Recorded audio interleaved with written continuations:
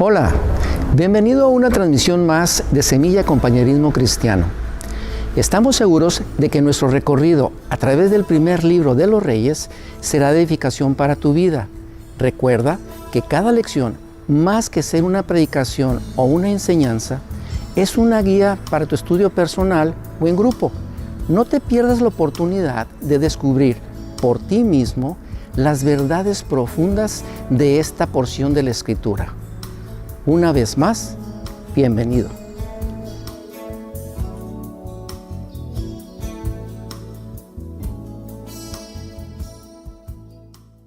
Hola, bienvenido a nuestra lección número 23.2, derivada de la lección anterior, prisionero emocional. Bueno, esta también es prisionero emocional, segunda parte en esta ocasión, la segunda mitad del verso 5 hasta el verso 21 del capítulo 19 del primer libro de los Reyes. Nuestro versículo clave será el verso 17, que dice: entonces el ángel del Señor regresó, lo tocó y le dijo: levántate y come un poco más. De lo contrario, el viaje que tienes por delante será demasiado para ti. Los personajes principales en esta ocasión son Elías y Eliseo. Hay una observación para las lecciones en Semillas en Casa, y es que la intervención de Dios en la depresión de Elías pudo sacarlo adelante para que concluyera exitosamente su ministerio profético. El objetivo general de nuestra lección es reconocer que Dios interviene en nuestros momentos de crisis emocional. En la primera parte de esta lección observamos esta espiral descendente a través de la cual Elías cayó hasta caer, ¿verdad?, prisionero de sus emociones, en una depresión muy profunda. Pero en esta segunda parte nos centraremos solamente en la intervención de Dios a favor de Elías, su fiel profeta, para brindarle la oportunidad de cerrar exitosamente su carrera como profeta. La historia de la crisis de Elías es un referente, pero también es una muestra del interés que Dios tiene porque cada uno de nosotros lleguemos a la meta y lleguemos y la concluyamos con la misma actitud que Pablo expresó y manifestó en 2 de Timoteo 4, en los versos 6 al 8. Te leeré solamente una porción que dice: he peleado la buena batalla, he acabado la carrera y he permanecido fiel. Hoy vamos a analizar cuáles son los elementos que Dios usó para sacar adelante a Elías, y yo creo que nos identificaremos también con esto y también nos brindará mucha esperanza para saber que sea cual sea la situación de crisis emocional que estemos viviendo o que pudiéramos llegar a vivir, o incluso si ya la viviste, te vas a dar cuenta que muchas de las cosas que vamos a considerar en esta ocasión, Dios utilizó para sacarte también adelante. Bueno, vámonos de lleno a esta espiral ascendente y vamos a revisar a través de cada uno de estos puntos cómo Dios intervino. Y lo primero es, valga la redundancia, la intervención de Dios. Eso lo encontramos en la segunda parte del versículo 5. Nos quedamos la semana anterior en la primera parte del verso 5 y vamos a considerar la segunda parte del verso 5, que dice así: mientras dormía, un ángel lo tocó y le dijo: levántate y come. Es interesante que el ángel se acerca a Elías mientras éste duerme. Y esto aquí es representativo de la condición de una persona que está en un estado de depresión profunda. Mientras dormía implica incapacidad, implica también desinterés, implica obviamente que la persona no tiene la posibilidad de responder por sí misma. Para quienes han vivido cuadros de crisis emocionales o cuadros de depresiones profundas, no es que no quieran. Hablaremos de esto más adelante, pero es muy lamentable que a veces esperamos sacar a una persona de la depresión con un buen rollo, con un buen sermón, y me refiero a sermón de estas sermoneadas que le damos, ¿no? De, oye, no deberías estar así, no deberías sentirte así. No funciona de esa manera. Vamos a ver en todo este proceso en el que Dios lleva de la mano a una persona desde ahí, desde esta prisión emocional, cómo lo lleva hasta la libertad. Y bueno, eso tiene que ver con la intervención. ¿Por qué? Porque mientras él duerme, mientras Elías es incapaz de responder porque no quiere y no puede, dice, un ángel lo tocó y le dijo. Esto nos habla de esta intervención que Dios tiene, porque fíjate bien, la intervención de Dios no es la respuesta a la oración de Elías, sino que es una respuesta a la condición de Elías. Porque una persona cuando está deprimida, a veces no puede ni siquiera orar, porque como lo que quiere es morir, como lo que quiere es no seguir viviendo, pues obviamente su oración difícilmente estará bien enfocada. Eso será un tema o un asunto que revisaremos en las semillas en casa, en los grupos de estudio, pero la persona es incapaz. Pero Dios no interviene porque Elías haya orado correctamente. ¿Cuál fue la petición de Elías? La semana pasada hablamos de ello. Basta ya, quítame la vida. Esa era su oración, esa era su petición. Y después de decirlo, se acostó a dormir. Entró en una depresión. Y Dios no respondió a la oración de Elías. En absoluto, respondió a su condición. Y eso es hermoso, porque Dios no está esperando que hagas la oración correcta cuando estás deprimido, cuando estás triste o cuando estás en una condición de prisión emocional. Dios responde a tu condición, responde a mi condición. Y fíjate, lo hace en este caso, o esta primera intervención la hace a través de un ángel.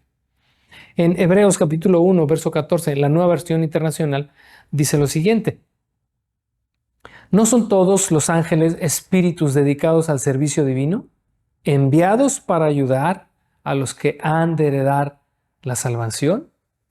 En esta intervención divina, déjame decirte, no estamos solos y mucho menos abandonados.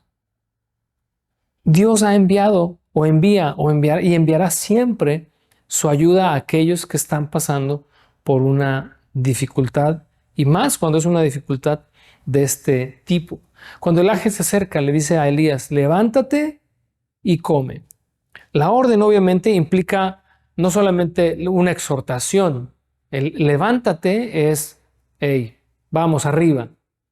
Pero cuando le dice come, fíjate, la exhortación viene acompañada de un cuidado y de un interés amoroso de parte de Dios. Es como decir, no te vamos a dejar aquí tirado, ni pienses que te vamos a dejar aquí morir solo.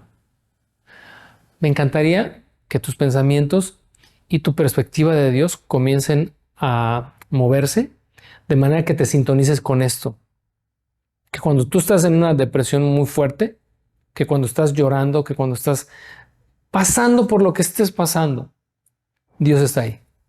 Tal vez algunas veces te dirá, levántate, come. Y esto nos lleva precisamente al segundo paso en esta espiral ascendente. Vamos hacia arriba. Primero Dios interviene y luego Dios nos da provisión. Levántate y come. Vamos a leer los versos 6 hasta la mitad del 8. Elías miró a su alrededor y cerca de su cabeza había un poco de pan horneado sobre piedras calientes y un jarro de agua.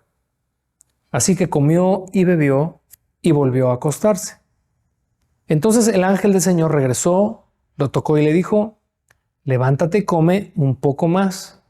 De lo contrario, el viaje que tienes por delante será demasiado para ti. Entonces se levantó, comió y bebió, y la comida le dio fuerza suficiente para viajar durante 40 días y 40 noches. Me llama la atención de esta sección este pan horneado sobre piedras calientes, un jarro de agua, cerca de la cabeza de Elías. Hay muchas implicaciones en todo esto, ¿verdad? Incluso el hecho de que estas piedras calientes y este pan haya sido cocinado cerca de la cabeza de Elías me hace suponer que obviamente nuestras crisis emocionales todas son aquí. No te suceden en los intestinos, no te suceden en el corazón, te suceden en la mente. La mente es ese campo de batalla en el cual libramos grandes peleas con nosotros mismos. con nuestros propios temores, con nuestras propias frustraciones que nos pueden llevar en algún momento a este tipo de situaciones. Elías tiene un problema en su mente. Sus pensamientos no están ordenados, no están alineados a Dios, no están enfocados en Dios. Pero estamos en el punto número 2 en esta espiral ascendente, la provisión. Mientras Elías está ahí acostado, este ángel viene, le toca y le dice, levántate y come. Y hay un cuadro hermoso. Digo, lo imagino y no deja de ser bello. El haberse tomado el tiempo mientras Elías está en su crisis, mientras Elías está dormido y no quiere saber de nada y de nadie, el ángel comenzó a calentar estas piedras. Y las calentó como si fuesen estas un comal. Y sobre ellas dice que horneó coció estas piezas de pan y un jarro de agua. Hermoso. Bueno, el pan y el agua aquí puede representar cualquier tipo de ayuda que Dios traiga a nuestra vida en un momento de depresión o en un momento de crisis emocional. Y esto, mira, el pan y el agua puede ser la ayuda de un profesional, puede ser un amigo, puede ser una palabra, puede ser cualquier cosa. Para las semillas en casa, hay una pregunta precisamente detonante en este sentido, de qué es lo que puede representar el pan y el agua. Pues obviamente todos los elementos que Dios traiga a la vida de una persona que está en crisis para ayudarle a salir, para empujarla un poquito hacia afuera, un poquito hacia arriba, ¿no? Ahora, es interesante que, pues digo, si tú y yo fuéramos Elías, ¿no? Y estuviéramos deprimidos, que si un ángel se aparece y nos tiene ahí, no sé, un taquito de carne asada, tú estás en tu depresión y alguien te levanta y es un ángel del Señor, y ese ángel del Señor está en el asador de tu casa, te está preparando unos cortes riquísimos, ya tiene la salsa lista, ya tiene las tortillas de harina preparadas, te dice levántate, come un poco, pues te levantarías, comerías, pero no sé, estarías asombrado de que Dios hubiera enviado a una persona ahí porque tú no quieres ya ni comer. Otra de las cosas que una persona deprimida no hace es comer, no quiere comer porque se quiere morir. Pero te maravillaría que un ángel estuviera haciendo eso. Pero fíjate qué tan profunda era la depresión de Elías, que casi como si le dijera, pues muchas gracias, porque tal vez ni gracias le dio, porque no hay un diálogo entre el ángel bueno, el ángel sí habla con él, pero Elías no habla, no dice nada. Y dice que se vuelve a acostar a dormir. Aquí yo no veo honestamente un empecinamiento en Elías de, no, me quiero morir. No, porque se levantó, comió y bebió, pero se acostó a dormir otra vez. Lo que veo aquí es que Elías está en una depresión tan profunda que no tiene la fuerza como para tener ni siquiera un diálogo o una conversación con este enviado de Dios. Tan profundo es a veces la crisis que una persona, un creyente vive, que no oye a nadie, no escucha a nadie, no quiere tener relación ni contacto con nadie, aun cuando eso que la persona esté haciendo le esté dando fuerza o le esté inyectando un poquito de ánimo para salir. Es una situación muy complicada. Pero, ¿qué vemos ahí en este cuadro? La persistencia del ángel o la persistencia de Dios. Porque su provisión tiene muchas ramificaciones. La provisión de Dios también es, hey, ¿ya te acostaste a dormir? No. El ángel regresa. Dios es persistente. Le dice, levántate y come otro poco más. Porque el viaje que tienes es un viaje largo. La persistencia del ángel aquí es con la finalidad de empujar a alguien que no puede ya avanzar por sí mismo. Mira, Isaías capítulo 40, verso 29, en la versión Reina Valera 60 dice, Él, hablando de Dios, da fuerza al cansado y multiplica las fuerzas al que no tiene ningunas. Literalmente Elías internamente no tiene fuerza para seguir adelante. Ahora el ángel lo vuelve a levantar por segunda vez, le dice, no, vuelve a comer, come un poco más porque el viaje que tienes por delante es un viaje largo. Mira, salir de un bache emocional puede conllevar un proceso. A veces una palabra de ánimo o una exhortación puede que no sean suficientes. La persona necesita hacer su propio viaje interior. Dios va a llevar a Elías de la mano en un proceso hacia arriba. Como te comenté hace un momento, a veces los cristianos somos crueles en ese sentido porque suponemos que la persona tiene que salir de su crisis con lo que nosotros le digamos. Algunas veces ayuda, pero algunas veces la persona simplemente se queda en ese mismo estado, a pesar de que lo que le hayas dicho es cierto, a pesar de que las palabras que le hayas dado sean con todo tu amor, con todo tu cariño y con todo el deseo de empujarlo hacia adelante, pues puede que le dé un poquito de ánimo, un poquito de fuerza, pero no es suficiente. ¿Por qué? Porque a veces es necesario un proceso para que no solamente nos convictemos o se genere en nosotros esta convicción, ¿verdad? De que sí, pues Dios me ama, sí hay un propósito para mi vida, sí, lo que he hecho para el Señor, pues sí ha sido útil, etcétera, lo que sea. A veces es necesario vivir un proceso para poder entonces ser transformados desde adentro. En otras palabras, lo que el ángel está queriéndole decir a Elías, el viaje que tienes es un viaje inevitable. Elías pensó que ahí terminaba su carrera y que era el fin, ¿verdad?, de su vida. Pero no, Dios no lo va a dejar morir y le va a proveer de comida para que cobre fuerzas porque tiene que vivir un proceso. Ahora, este proceso, según leemos acá, fue un periodo de 40 días. Llama la atención, ¿verdad? Otra vez, como lo mencionamos lecciones atrás, estos periodos de 40 días y 40 noches que se repiten a lo largo de la escritura y nuevamente vuelve aquí a ponerse, ¿verdad?, de manifiesto este proceso de viaje entre ese punto en el desierto y el monte de Dios hacia donde Elías se ha de dirigir. Y aquí hay un detalle interesante, un dato técnico, si me lo permites, abrir un paréntesis, fíjate. La distancia más o menos entre el punto en el que Elías estaba en este desierto y el monte de Dios hacia el cual él se dirigía es de unos 400 kilómetros. Si consideramos que una persona promedio puede recorrer 5 kilómetros por hora, más o menos, si caminaras unas 8 horas al día, recorrerías 50 kilómetros diarios. Por lo tanto, recorrer 400 kilómetros te tomaría entre 8 y 10 días. Ahora, eso es en el caso de nosotros, que solamente recorremos 5 kilómetros por hora porque estamos muy habituados a ser sedentarios. Pero en aquel tiempo donde la gente se trasladaba de un lugar a otro y eran grandes distancias y lo hacían caminando, 400 kilómetros era cuestión de una semana y llegar allá sin ningún problema. Pero si sacas cuentas y divides esos 400 kilómetros entre 40 días, significa que Elías caminó un promedio de 2 horas al día, es decir, unos 10 kilómetros diarios, para que 10 kilómetros diarios completen en 40 días los 400 kilómetros.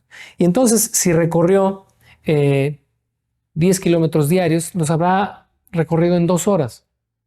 Y el día tiene 24. Y entonces yo me pregunté, dije, bueno, si él caminaba 2 horas diarias, ¿qué hizo las otras 22 horas restantes? Si debió caminar una semana y le tomó 40 días, ¿qué hizo ese mes que le sobra ahí, que nos sobra en las cuentas? Y entonces yo no dejé de imaginarme a Elías pasando mucho tiempo en ese desierto y en ese trayecto, simplemente sentado, reflexionando, pensando, meditando. Muchas horas, son demasiadas horas.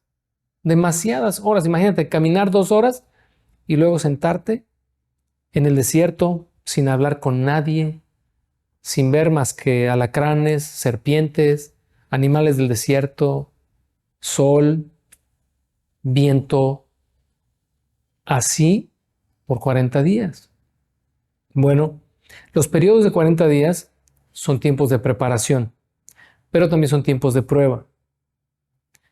Para que nosotros podamos salir de una crisis emocional, a veces hemos de pasar por una prueba para que podamos realmente salir de esa crisis, pero al salir transformados, porque estamos en esta espiral ascendente. Ahí te lo voy a dejar porque me voy a clavar con esto y quiero obviamente solamente darte los puntos de partida para que tú en tu estudio personal o en tu grupo en casa puedan retroalimentar todas estas cosas. Bueno, el tercer paso en esta espiral ascendente a la que Dios lleva a Elías es la confrontación. Ahora vamos a leer la segunda parte del verso 8 hasta el verso 10. Hasta llegar al monte Sinaí, la montaña de Dios. Allí llegó a una cueva donde pasó la noche. Entonces el Señor le dijo a Elías: ¿Qué haces aquí, Elías? He servido con gran celo al Señor Dios Todopoderoso, respondió Elías. Pero el pueblo de Israel ha roto su pacto contigo, derribó tus altares y mató a cada uno de tus profetas. Yo soy el único que queda con vida y ahora me buscan para matarme a mí también. Intervención, provisión y ahora confrontación. La pregunta que resalta aquí en estas secciones: ¿qué haces aquí, Elías? Es una pregunta muy fuerte, es una pregunta muy profunda, es una pregunta sencilla, 4 palabras, pero es muy, muy, muy relevante. Bueno, comencemos con esto. Elías se dirige hacia el monte Sinaí. Ya sea que el ángel le dio esta instrucción o que simplemente el Espíritu de Dios en su interior le guió hacia allá, Elías se dirigió al monte Sinaí, el mismo monte en el cual Dios le había dado a Moisés su ley, y se consideró desde ese momento el monte de Dios, la montaña de Dios, y define de alguna manera este lugar un lugar de encuentro entre Dios y el hombre, Dios y la criatura. Y para nosotros, ¿verdad? El monte de Dios puede representar en nuestro espíritu este punto de encuentro por medio del Espíritu de Dios, en el cual Dios nos ha de confrontar. Porque caímos en una depresión o porque caímos en una crisis, como te dije en la lección anterior, por desenfocarnos de Dios, por perder de vista esta perspectiva que debemos mantener siempre de aquel que está a nuestro lado y que está a nuestro favor.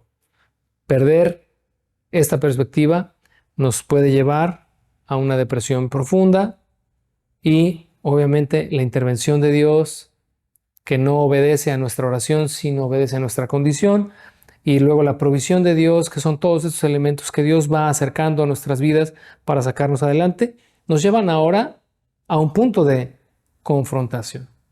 Y entonces Elías camina y llega finalmente a esta montaña y dice que pasa la noche en una cueva. Esto, creo yo, simboliza o representa nuestro espíritu. La confrontación de Dios hacia nuestras vidas no es solamente superficial ni es en nuestra mente.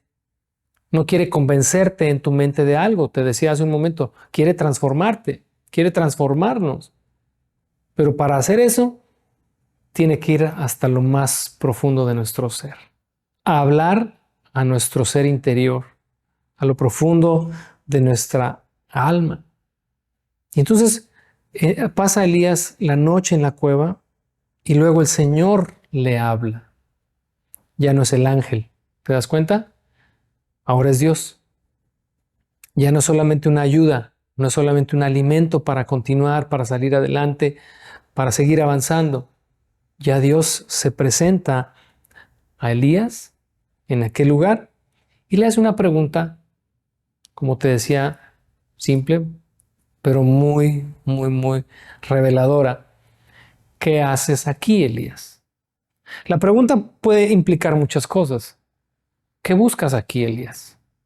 Incluso también la pregunta pudiera entenderse como ¿qué haces aquí y por qué no estás allá? ¿O qué te trajo hasta aquí? ¿O por qué estás aquí? ¿Cuál es la razón por la que estás aquí? Ahora, la pregunta que Dios le hace a Elías no es una pregunta para humillarlo. Creo que es una pregunta para sacarlo de su crisis. Hace 18 años, más o menos 19 años, yo tuve una crisis emocional muy profunda, que me llevó a un tipo de depresión que me duró 8 meses más o menos. Pero cada vez que he platicado esta experiencia y ahora que leí o que estoy leyendo esta historia desde esta perspectiva, me hizo recordar a aquella situación en la que por medio de una pregunta, es increíble en lo que te estoy diciendo y algún día tendré oportunidad de platicártelo, pero por medio de una pregunta Dios me sacó de mi crisis emocional, de mi depresión y de mi enojo profundo con una sola pregunta de Dios a mi corazón bastó para sacarme. Cuando Dios le hace esta pregunta a Elías, ¿qué estás haciendo aquí? ¿Cómo llegaste aquí? ¿Por qué estás aquí? Es una mano que se extiende para decirle a Elías, es hora de salir. No lo veas de otra manera. No veas a Dios como un Dios enojado, molesto y ¿qué estás haciendo aquí, Elías? No le pongas esa voz en tu mente, por favor. Ponle una voz amorosa de un padre compasivo y que le ha mostrado a Elías ser compasivo desde que le envió a su ángel, desde que le coció su panecito allá, desde que le puso un jarrito de agua y desde que ese alimento le dio fuerza para poder llegar hasta el monte de Dios, caminar 40 días y 40 noches. Entonces no puede ser aquí un Dios molesto e indignado.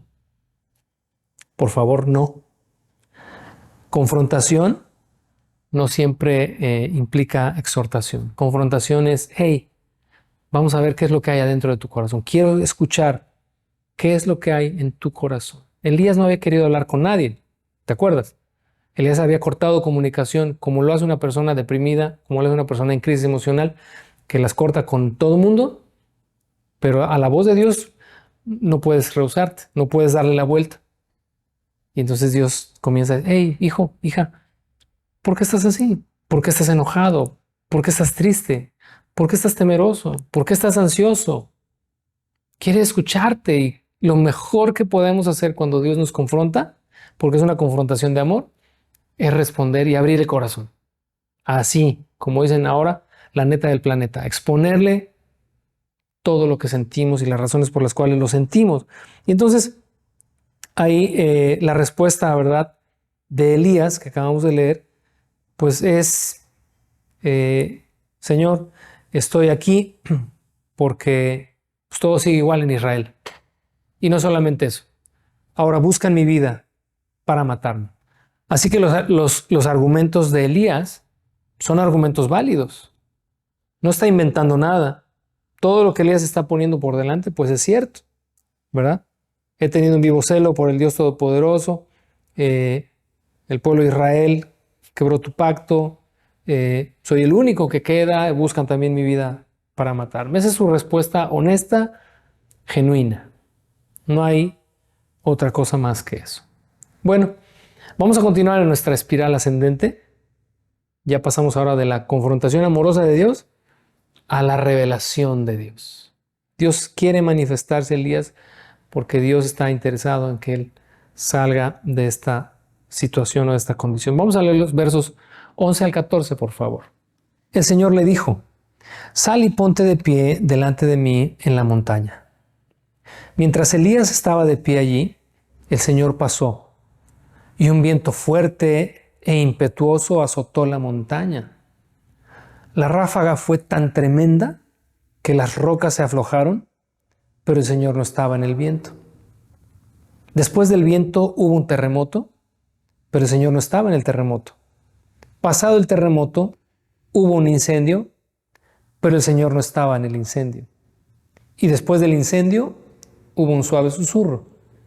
Cuando Elías lo oyó, se cubrió la cara con su manto, salió y se paró a la entrada de la cueva. Entonces una voz le dijo, ¿qué haces aquí, Elías?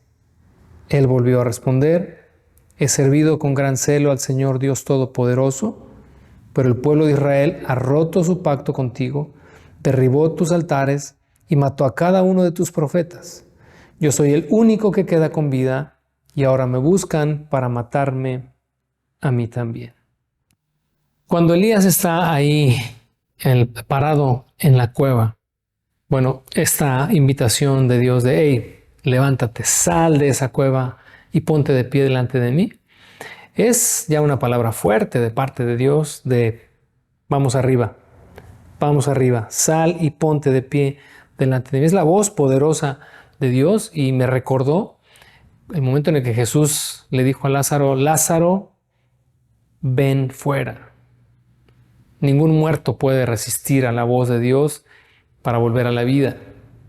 Elías está en su cueva, está pasando ahí la noche, Dios habla con él, pero ahora Dios se quiere revelar a él, pero para revelarse a él es necesario que Elías responda y atienda a la poderosa voz de Dios de sal de ahí y ponte de pie delante de mí. ¿Para qué? No es para regañarte, no es para exhortarte, no es para decirte, ¿cómo eres tonto, Elías? ¿Tú crees que yo no sé lo que ha pasado? Porque Elías está dándole sus razones a Dios como si Dios no las supiera. Pero recuerda, Elías simplemente está tratando de ser honesto delante de Dios, diciéndole cuál es la razón por la que él está ahí. Entonces, comienza aquí Dios a manifestarse a Elías y lo hace a partir de 4 manifestaciones. Leímos primero el viento fuerte, que tan fuerte era que aflojó las piedras. Puedes entonces imaginar el tipo de viento que era. No era cualquier viento, no era cualquier ventarrón, era un viento que aflojó las rocas del monte Sinaí. Y si tú puedes ver el monte Sinaí, te darás cuenta que es una masa de piedras gigante. Bueno, tal era el viento que las piedras se aflojaron. Luego dice que vino un terremoto y luego que vino un incendio. Antes de entrar a la 4ª manifestación del susurro suave o del susurro apacible, quiero que observes lo que tienen en común estos 3 elementos, que son los desastres naturales que el ser humano más teme. Los huracanes, los tornados, los terremotos o los incendios. Quizás lo único que haría falta agregar aquí para las cosas que el ser humano más teme son las inundaciones. Pero fuera de eso, creo que los 3 desastres naturales que más aterran a la humanidad son estos 3, lo que más estragos genera. Por lo tanto, en estas 3 manifestaciones de Dios o esta revelación de Dios a Elías, Elías estaba ya muerto de miedo otra vez. Tan es así que aunque aquí no se explica, se implica versos más adelante, él volvió a meterse en la cueva. La orden de Dios fue, sal, ponte de pie delante de mí fuera de la cueva. Sale, pero el temor lo vuelve a meter otra vez, porque Dios se está revelando y se está manifestando de maneras que generan en Elías, como lo generan en cualquiera de nosotros, pavor y terror. Pero dice el pasaje que en ninguno de estas 3 manifestaciones Dios estaba ahí. Es interesante porque al principio dice que el Señor pasó y detrás de él sucedieron estas 3 cosas. Son importantes cada una de ellas, no están ahí por casualidad, pudo haber sido un viento fuerte nada más y ya, pero hay 3 elementos que describen esto que puede generar un gran temor en el hombre, porque escapa de toda posibilidad, aún con nuestra moderna tecnología, no podemos hacer casi nada, más bien no podemos hacer nada contra estas cosas, más que sufrir sus efectos.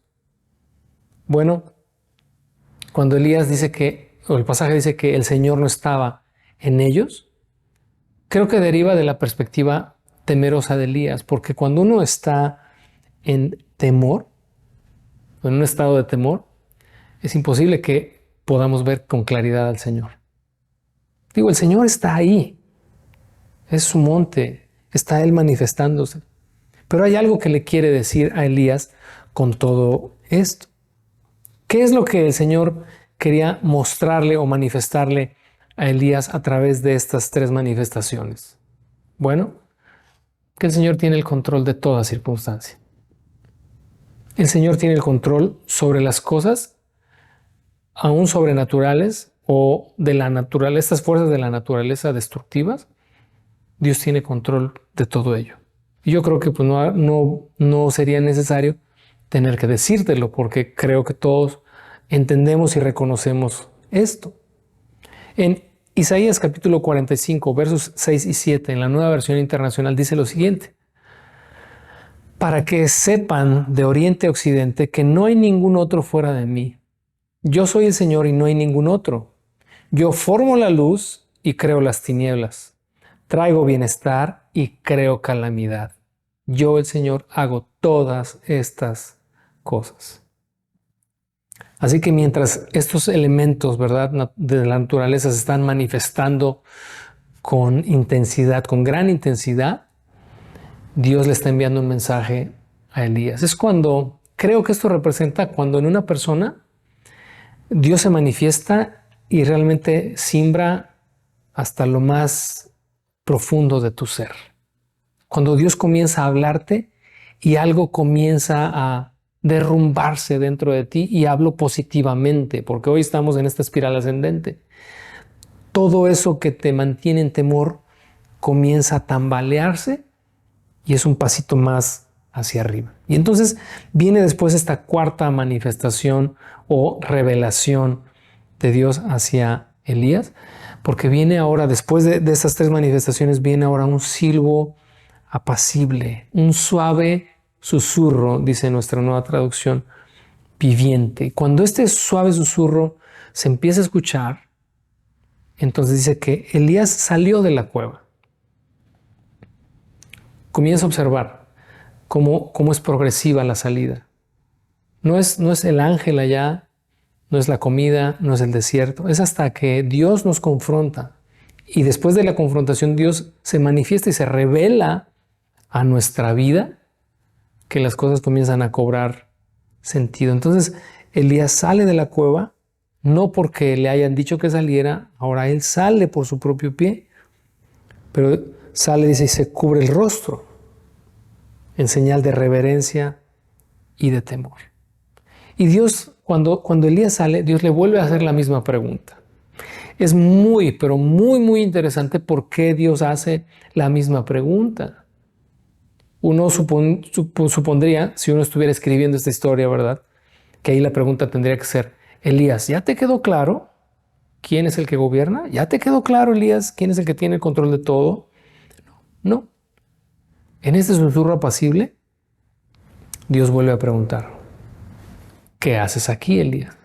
Es impresionante que la pregunta sea la misma que la primera, pero más impresionante que la respuesta de Elías sea igual que la primera.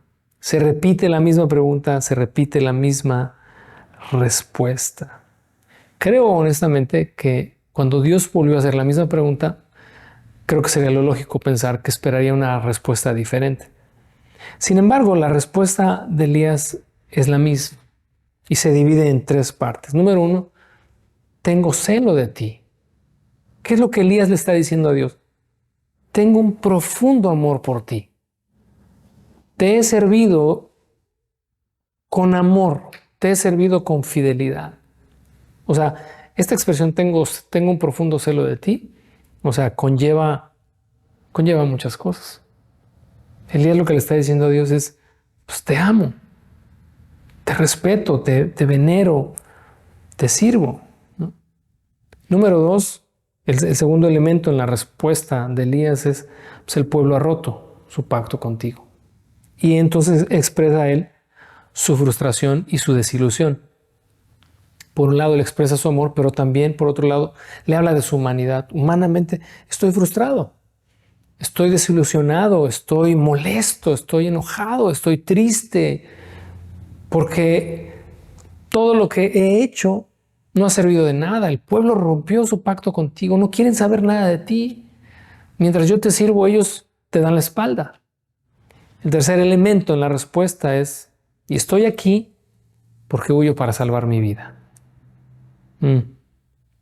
Agrega ahí: soy el único sobreviviente de tus fieles. No hay ningún profeta, no hay nadie que te sirva. Soy el único. Entonces, esta es la respuesta de Elías, una respuesta genuina, sincera, puesta sobre la mesa. Vamos al quinto y penúltimo elemento en esta espiral ascendente, otro escaloncito más arriba.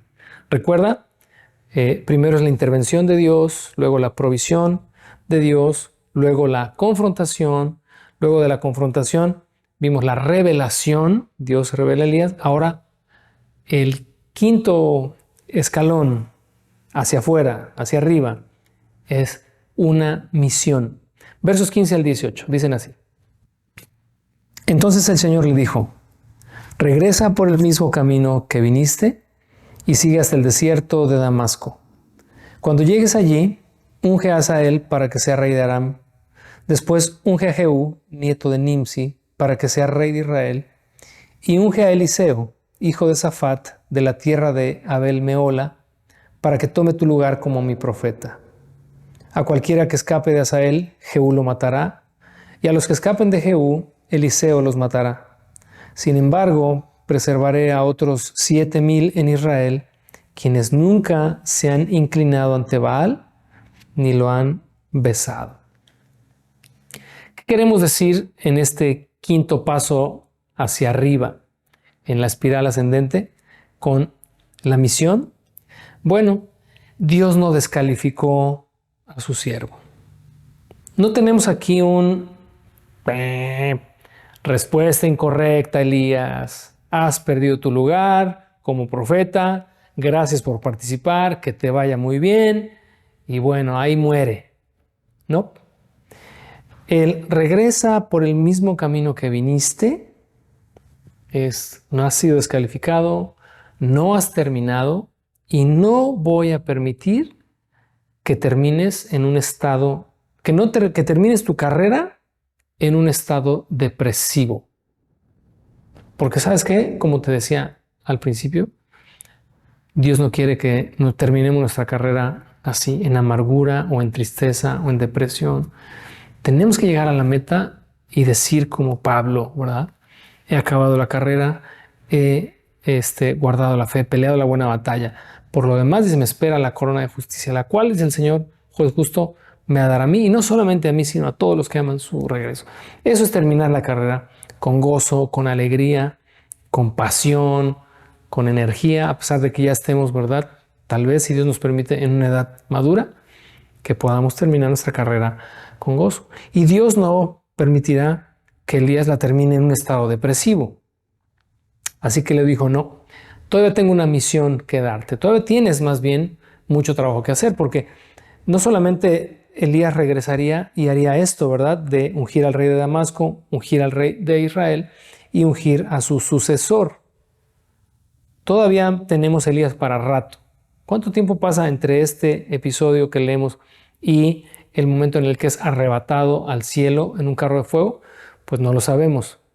Pero todavía hay Elías, lo veremos en el segundo libro de los Reyes, todavía hay un Elías ahí poderoso que está enseñándole a Eliseo el arte de la profecía desde esta óptica de poder, desde esta óptica, ¿verdad?, de avanzar hasta el final y hasta la meta, así con gozo. Así que Dios lo que está haciendo con esta misión, al no descalificarlo, es sacarlo adelante. Fíjate, hay una relación en la respuesta que Dios le da o en la misión que Dios le da. Hay respuesta a los argumentos que Elías presentó. Por ejemplo, Elías dijo, tengo un celo de ti, tengo un amor profundo expresado en servicio.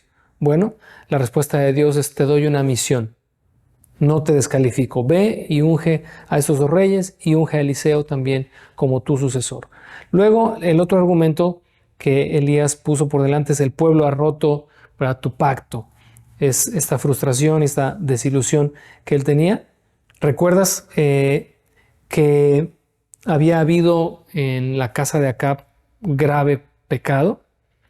Lo que Dios le está diciendo a Elías, en el momento que dice, quien escape de Hazael, Jehú lo matará, y quien escape de Jehú, Eliseo lo matará. Es una manera de expresar que Dios traería juicio sobre esa generación. Lo que le está diciendo a Elías, no te frustres, no te desilusiones.